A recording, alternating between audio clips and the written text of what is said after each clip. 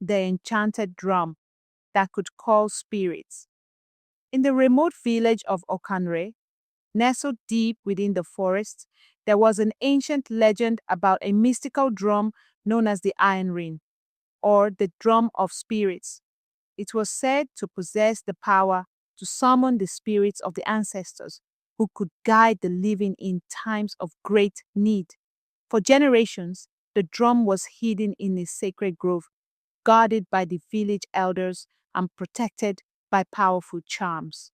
One fateful year, Okanre faced its darkest days. A relentless drought scorched the land and the crops withered. The village river, once brimming with life, dried to a trickle. Desperation spread like wildfire, and the villagers pleaded with their gods for mercy. But their prayers seemed unanswered, and their spirits sank lower with each passing day.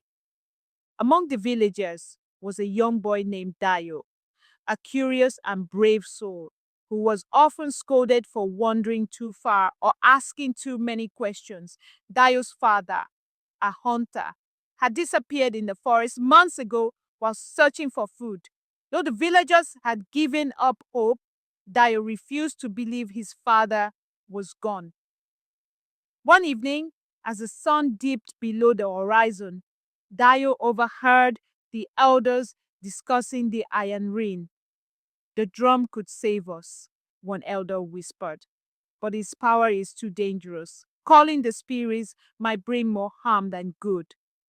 Another elder shook his head. The forest is cursed now. None who enter the sacred grove return. Dayo's heart raced. He had heard enough. If the drum could summon the spirits, perhaps they could tell him what happened to his father and save the village. Armed with nothing but his courage and a small lantern, Dio waited until the village slept and then slipped into the forest. The forest was alive with eerie sounds and the shadows seemed to move. But Dio pressed on, following the stories he had heard about the path to the sacred grove.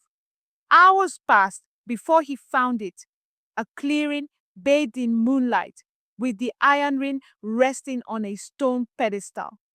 The drum was beautiful, its surface adorned with carving of swirling patterns and ancestral faces. Dio hesitated, but remembered his father and his starving village. With trembling hands, he struck the drum once.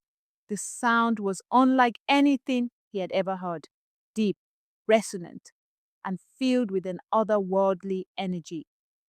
The air around him shimmered, and suddenly ghostly figures began to appear, their forms glowing faintly in the moonlight. One stepped forward. It was Dio's father. Dio, the spirit said, his voice both gentle and firm. You have braved much to reach here. The spirits hear your call. Tears filled Dio's eyes. Father, our village is dying. We need help, and I needed to find you. The spirits conferred among themselves, their voices blending like a haunting melody. Finally, Dio's father spoke again. Return to the village and strike the drum at dawn. The rains will come, but only if the villagers unite in gratitude and repentance. Our suffering came from their division and greed. Dio carried the drum back to the village, his heart heavy yet hopeful. At dawn, he played the drum in the village square, and the spirit's message was revealed. The villagers, humbled and awed, prayed together and made amends. Moments later, dark clouds gathered, and rain poured from the heavens, soaking the parched earth. From that day on, the iron ring was enshrined as a sacred relic, and Dio was hailed as the boy who dared to call the spirits. But he knew it wasn't the drum or even his courage that saved them.